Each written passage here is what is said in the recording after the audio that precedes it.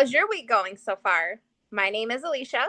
I'm Nicole. Why don't we take a little time away from the hustle and bustle of adulting and let's indulge our curiosities just for a bit and talk about killers, psychos, and the unexplained. Today we are venturing to Illinois to talk about Belle Gunness and Andre Crawford. Welcome to Illinois, home to the infamous John Wayne Gacy and Al Capone. But today we'll be talking about Andre Crawford, also known as the Southside Strangler, who was responsible for the murder and necrophilia of 11 women between 1993 and 1999. Necrophilia? Yeah, I had Okay, to. I had to. that's all right. Andre was born in Chicago in 1962. His father abandoned him, and his mother lost custody of him and his sister in the late 1960s. They were placed in foster families where, according to him, he was beaten and sexually assaulted by other members of the family. Andre ran away and he ended up forcing himself into prostitution. His sister and adoptive parents and other family members deny like all the accusations that he was saying about being beaten and sexually assaulted. But after he ran away and started prostituting himself, Andre became addicted to drugs and he ended up dropping out of school at the age of 17. In the early 1980s, Andre enlisted in the Army and then later the Navy. But due to his continual drug use, he wasn't able to perform his duties and was eventually dishonorably discharged from both. After this, he returned to Chicago, where he was living in squalor, drinking heavily, and using drugs. He had and lost many low skill labor jobs, lived in many different abandoned houses, homeless shelters, couch surfing at friends' homes, just getting by. He spent his time in Chicago's red light district where prostitutes and pimps were his daily acquaintances. They mostly spoke highly of him and they were kind of like all friends. But between March 1993 through November 1999, he was arrested quite frequently for different theft charges and drug possessions. But that was probably the least of their worries because during this time he was doing quite a bit more than getting high and stealing stuff. Oh, He was luring women, mainly prostitutes and drug addicts, to abandoned houses where he would strangle them with like electrical cords, clothing, whatever he can get his hands on, basically, or just stabbing them to death with a knife. To these murders, he would leave the body at the scene and then return later to perform different sexual acts on the deceased bodies. so he's just returning over and over again? Yes. Oh, okay. Want you while you alive. Want you after. So some of his victims were Avondre Harris, Patricia Dunn, Rhonda King, Angel Shatine, Jaquanta Langley, Sonia Brandon, Nicole Townsend, Cheryl Cross, Tommy Dennis, Cheryl Johnson, and Constance Bailey. He did attack a 12th victim on Thanksgiving 1997, who he left for dead, and he was going to come back to later. However, she wasn't dead and she was able to survive and escape. Good for her. Yeah. All these women were prostitutes and drug addicts, so I suppose their lifestyles didn't make them a priority when they ended up going missing. Plus, there really wasn't much information. Like the police were searching around and asking questions, but they weren't really, no one was really saying anything. They were doing surveillance activities, and Andre was actually distributing like leaflets with suspect composite, like the composites, Yeah. composition, composite. Composite drawings. Yeah. So he was actually out there like helping the police trying to find, this murderer. And he was also like telling different people like the precautions they should be taking to avoid being a victim of a violent crime. During this time, there was another serial killer named Hubert Geralds. So maybe they thought all the murders were related to one killer or related to Hubert, or they just weren't even sure what was going on.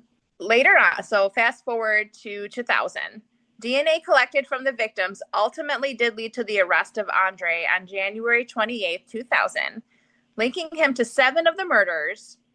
During the investigation and interrogation, he admitted to 11 murders and several other attacks where the victims had survived. The women they interviewed identified him as their assailant. He had zero remorse and told the investigators he would never stop killing because now it was an addiction to him. Oh. he had already falsely confessed and he was already convicted of killing Rhonda King. That conviction had to be overturned and Hubert was exonerated of her murder. But fortunately, there had been like DNA evidence from 5 other murders. So he's still incarcerated. Like he didn't get let go or anything like that.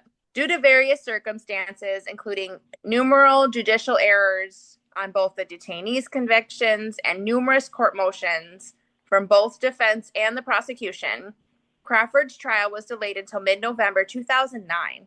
Jesus. Later.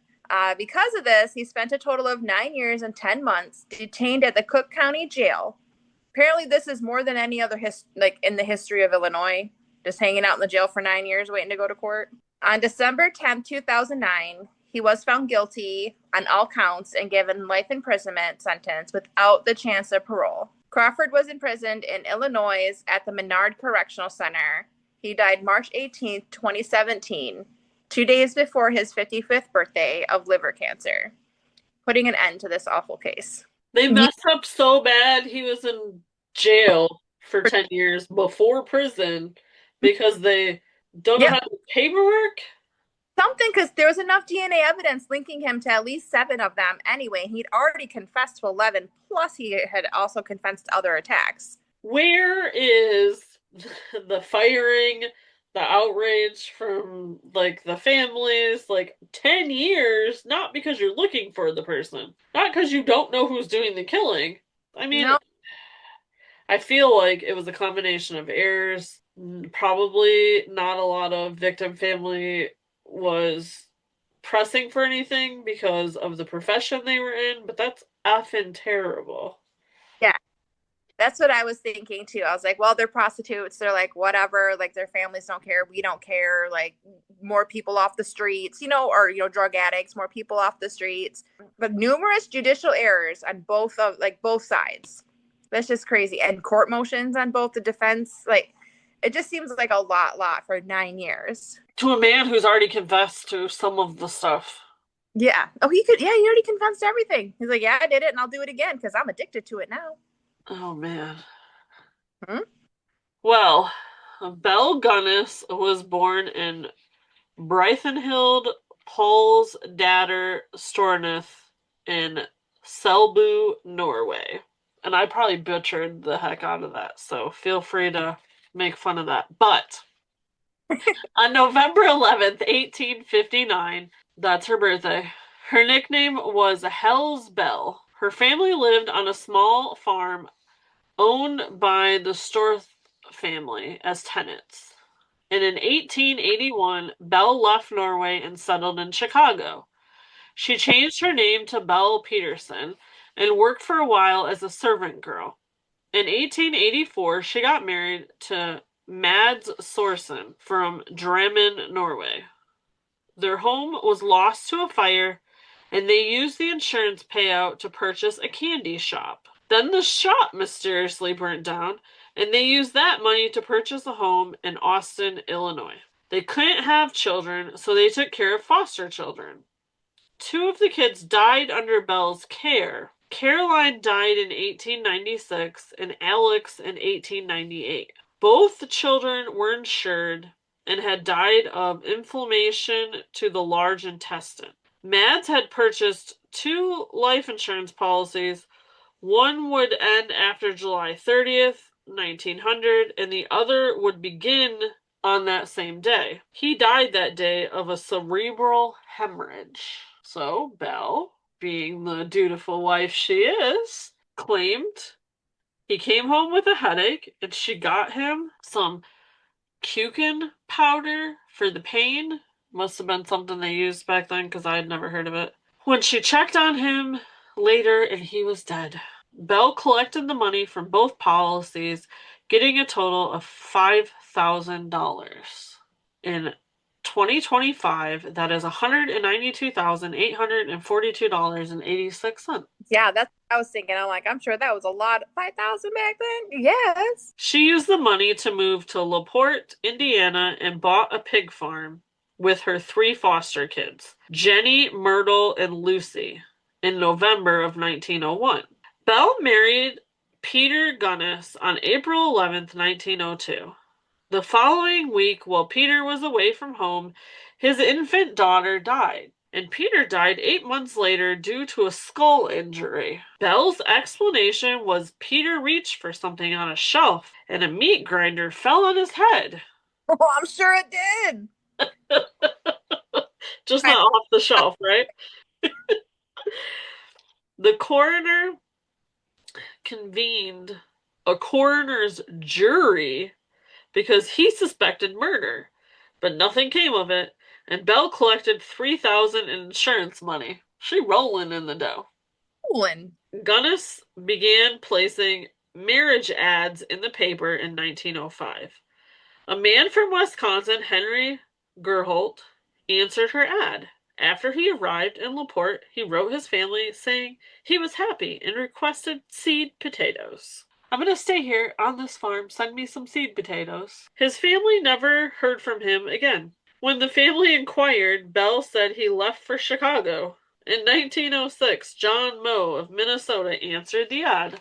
After a few months of corresponding, Moe traveled to LaPorte and withdrew a large amount of cash.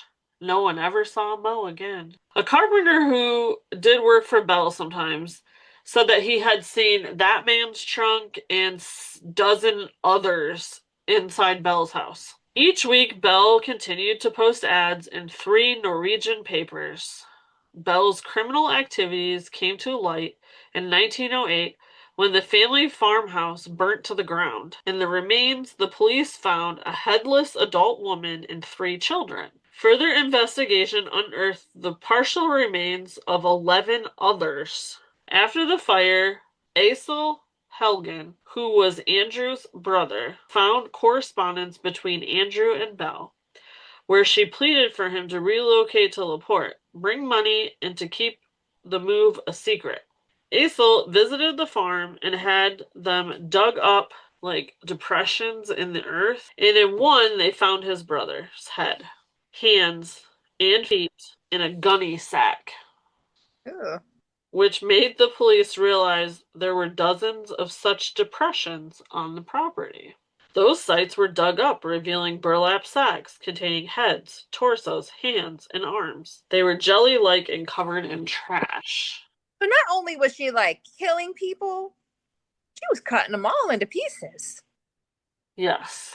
Hacking them like that's why she wanted that pig farm. Hack them all up. Yep.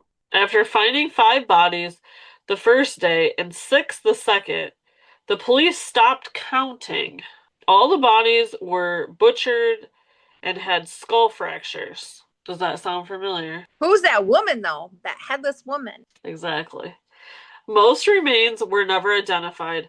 Ray Lampier was Belle's hired hand, and they were lovers on and off. In November of 1908, Lampier was convicted of arson in connection with a fire at Gunness's house. He later confessed how Belle was getting men to the farm to rob and murder them. He claimed Belle asked her to burn down the house with the kids inside. Belle's body was a decoy to fool police, according to Lampier. When arrested, Lampier was wearing John Moe's overcoat and Henry Gerholt's watch.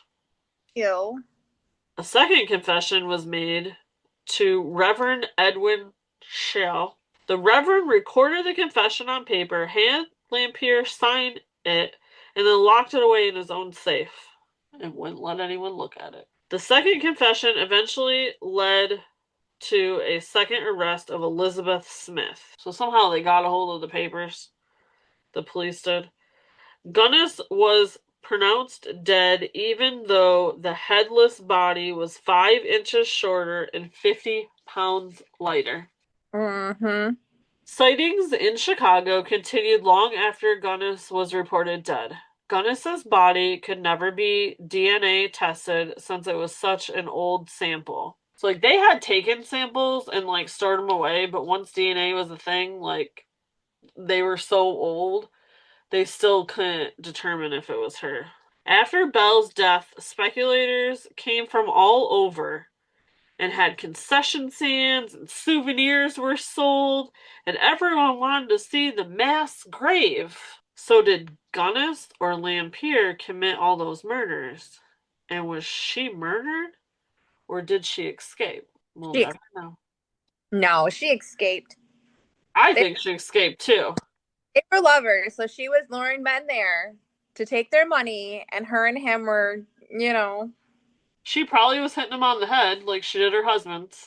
yep, And then she probably had her hired man hacking him up and burying him. yep, And then she'd, sleep with him so he'd keep doing it. yep, exactly. Ew. Girl. Yeah.